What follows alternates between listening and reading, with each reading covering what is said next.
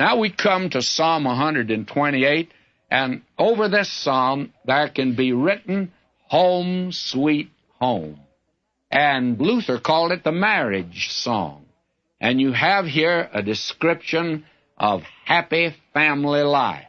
And you have the invocation of the Lord's blessing here. And here is God's picture of a happy family. And what is its foundation? Well, let's look at the psalm. Blessed is every one that feareth the Lord, that walketh in his ways. What is it that makes a happy family? What's the foundation? Oh, I know that there's all kinds of conferences today for the family, the young family, and how they can adopt certain methods and adjust themselves to certain procedures. My friend, you can never have a happy home until there's the fear of the Lord in that home.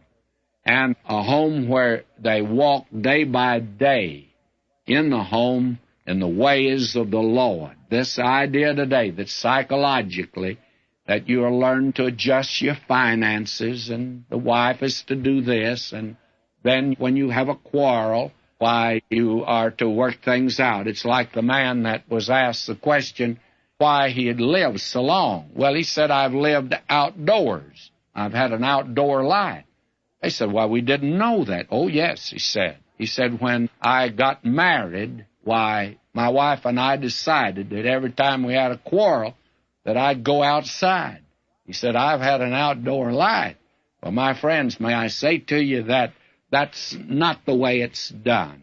There must be the fear of the Lord. And now will you notice verse 2?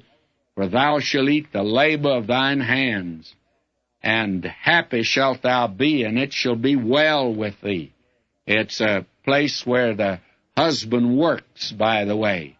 Verse 3, thy wife shall be as a fruitful vine by the sides of thine house, thy children like olive plants round about thy table. If there is a family altar, here it is, right here. Many of you already know that I do not like the present-day setup of the family altar, where it's a hit-and-miss proposition and where they come in a hurry, read a few verses of Scripture, and then everyone starts out in every direction, and they're like the cowboy that mounted his horse and rode off in every direction. And that's the way of the family altar, I'm afraid, as it's practiced today. Here it is. It's a place where the wife and the children gather about the table.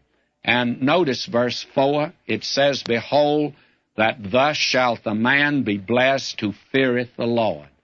Can't get away from that unless there's that reverential fear of God, obedience unto Him. The children know whether you love the Lord, whether you're serving Him, whether you're obeying Him, whether He's important in your life. My friend, there's no substitute for that. You can go to all these little conferences all you want to.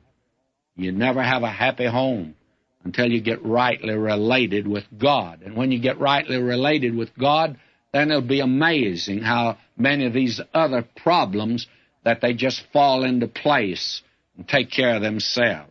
Now we're told, verse 5, the Lord shall bless thee out of Zion, and thou shalt see the good of Jerusalem all the days of thy life.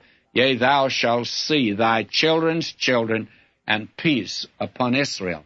There's a very interesting statement that's been made in reference to this psalm, and I'd like to pass it on to you because it's quite interesting. It says, before the fall, paradise was man's home. After the fall, the home was man's paradise.